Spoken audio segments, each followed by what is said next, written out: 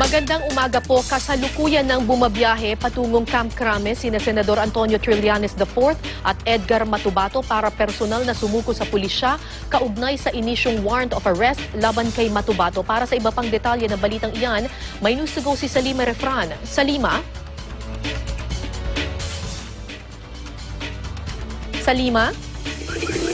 Kara, papunta na kami ng Camp Crame. Sa ngayon, nandito kami sa ilalim ng flyover sa may tapat na halos ng Camp Crame at mag-U-turn na kami. Kasama sa ating convoy ng mga sasakyan, si Davao, ang nagpakilalang miyembro umano ng Davao Death Squad na si Edgar Matubato kasama si Senator Antonio Trillanes IV. Ngayong umaga ay nakatakdang isuko ni Senator Trillanes si Matubato kay PNP Chief Ronald Bato de la Rosa para ito kara doon sa inilabas na warrant of arrest ng Davao City MPC. Hindi kasi nakadalo sa kanyang arraignment si Matubato para sa kasong illegal possession of firearms noong Martes. Bago nga umalis ang Senado ay humarap sa media si Matubato. Ipakitang wala siyang balak na magtago. Natanong si Matubato kung hindi ba siya natatakot na sa PNP sa susuko, lalo't mga pulis din ang idinawit niya kasama niya sa umano'y Davao Death Squad. Naniniwala daw si Matubato na marami pang mabubuting mga pulis. Sa ngayon raw ay handa na si Matubato para sa kahit anong mangyayari sa kanya dahil inialay daw niya ang kanyang buhay sa Diyos para itama ang kanyang mga nagawa. Umaasa naman si Senator Trillanes na mabilis na mareresolve ang isyong ito para sa lalong madaling panahon ay maibalik na sa kanyang kustodiya si Matubato. Sa ngayon wala daw silang hinihinging mga konsiderasyon para kay Matubato lalo na kung saan siya idedetene sa Camp Crame. Kung sakasakali mang hindi na raw talaga makakasama si Matubato sa pagdinig ng Senate Committee on Justice sa extrajudicial killings, ay may iba naman daw na mga paraan at forum kung saan pwedeng ilabas pa ang kwento ni Matubato. Aalamin naman ni Trillanes kung kailangan pang humarap ni Matubato sa Davao City Court at umaasa naman siyang may iba pang mga paraan o proseso para hindi na raw ito mangyari tulad ng pagkumpiyansa naman dito sa Maynila ni Matubato. Sa ngayon nga, Kara, ay papasok Salima? Makakapasok na kami, makakaharap na kami mismo kay PNP Chief Ronald Bato de la Rosa, dyan mismo sa National Headquarters ng PNP. Handang i-turn over ni Senator Antonio Trillanes IV sa Philippine National Police o PNP si Edgar Matubato sa oras na matanggap nito ang kopya ng warrant of arrest mula sa korte sa Davao City. Ito ang balita ni Joyce Balancho. Naghihintay na ang kampo ni Senator Antonio Trillanes IV sa warrant of arrest ni Edgar Matubato na magmumula sa Davao City Metropolitan Branch 3. Ito ay matapos hindi makadalo si Matubato sa kanyang arraignment noong Martes para sa kasong illegal possession of firearms. Sinabi ng senador na siya ang kasalukuyang namamahala sa protective custody ni Matubato matapos itong magbigay ng testimonya sa Senado tungkol sa manay ginawang pagpatay ng Davao Death Squad. Yung Philippine National Police ay baka hinahanap nila si Mr. Matubato. Ako, I am announcing it now na ako ang naghahawak ng kanyang custody and security. So pwede nyong ipadaan sa akin yung warrant of arrest at ako na ang magpapaabot sa kanya para hindi nyo na kailangan hanapin pa at wala ng untoward incident. Paliwanag din ng senador, hindi sinasadya ni Matubato na hindi makadalo sa kanyang arraignment. Nagbagoan niya ng abogado si Matubato at hindi rin siya nasabihan sa schedule sa korte.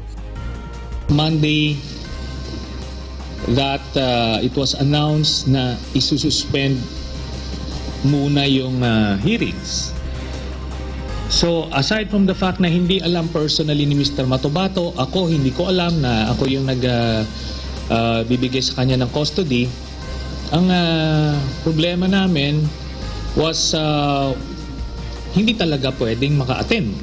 Binabalak ng kampo ni Trillanes na magpiyansa na agad sa kaso ni Matubato dahil bailable offense naman ito. Pero para maiwasan ang kahit anong insidente pa ay handa siyang ipagkatiwala ang testigo kay PNP Chief Ronald de la Rosa. We will entrust him sa pangangalaga ng leadership mismo ng Philippine National Police. Para sa atin, we will turn him over in good faith and I believe, pangangalagaan nila. Bagaman inanunsyo na ni Senator Richard Gordon na chairperson ng Senate Committee on Justice and Human Rights na hindi na nila kinakailangan pa ang testimonya ni Matubato sa pagdinig kaugnay ng extrajudicial killings, ayon kay Senator Trillanes, handa siyang personal na protektahan pa rin ang testigo hanggat kinakailangan ito. Meanwhile, Senator Antonio Trillanes said he is willing to personally turn over Matubato to the Philippine National Police. Trillanes currently holds custody of Matubato. Marita Muahe reports. Senator Antonio Trillanes announced today his willingness to turn over witness Edgar Matubato to the Philippine National Police.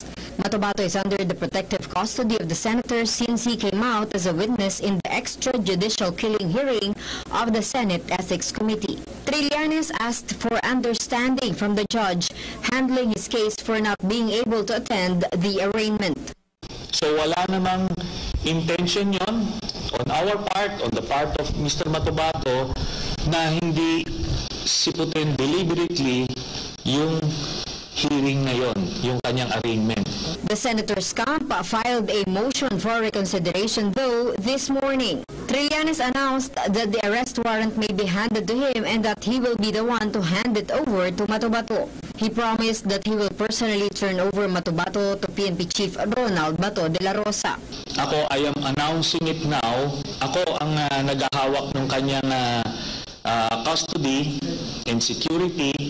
So pwede niyong ipadaan sa akin yung warrant of arrest at ako na ang magpapaabot sa kanya para hindi niyo na kailangan hanapin pa at wala nang untoward incident. So as soon as ma-receive ko yung warrant of arrest na yun, iti-turn over namin kaagad formally kay General De La Rosa or his representative, si Mr. Matubato sa headquarters ng Philippine National Police sa Camp Crame. He says he wants to avoid being charged with obstruction of justice, as Matubato doesn't have any plans of becoming a fugitive. Trillanes added that he and Matubato have talked and that it was the latter's decision to surrender. Self-confessed hitman Edgar Matubato has asked the Davao City Municipal Trial Court to set aside the warrant of arrest issued against him. The court ordered Matubato arrested following his failure to attend his arraignment in the complaint for illegal possession of firearms filed in 2014. Through his counsel, Matubato explained that he was unable to fly to Davao because he was scheduled to appear in the Senate hearing last Tuesday, October 4, although it was eventually cancelled. More of this report from Jervis Manahan, reporting from Davao City. The Davao City MTC Branch 3 has issued a warrant of arrest versus Senate whistleblower and self-confessed hitman Edgar Matubato in relation to his illegal possession of firearms case, which he has been accused of. Back in June 2014, Matubato was caught carrying a caliber .45 pistol in Sagrada Familia Street in Davao City. While the firearm has license, Matubato didn't have a permit to carry it outside his home. Because of this, he's being prosecuted because of violation of Section 31 of Republic Act 10591. The MTC has scheduled his arraignment, but Matubato or any of his legal counsels have not attended it for 5 consecutive times. Because of this, they decided to issue a warrant of arrest versus the hitman. Pwede naman po din siyang i-arrest ng any law enforcement officer anywhere in the country. Recommended bail for Matubato is just at 2,000 pesos, a measly sum for a small case. However, any law enforcing body including the NBI can arrest Matubato anywhere in the country. Paglabas kasi ng warrant of arrest, consider na siya as wanted person. So, kung sa area ng sa police station, makita siya, pwede siya i-arrest. Kung ang bahay kasi niya doon na area, so ang may jurisdiction doon is yung sa police station. Pwede nilang puntahan sa bahay, baka nandun. Matubato is still under Senator Trillanes' protective custody after testifying in the investigation of the Senate Committee of Justice and Human Rights. He has since then tagged members of the Davao City Police Force as being members of the alleged death squad. The DCPO has earlier belied Matubato's statements. For the PTV News, Jervis Manahan, Davao.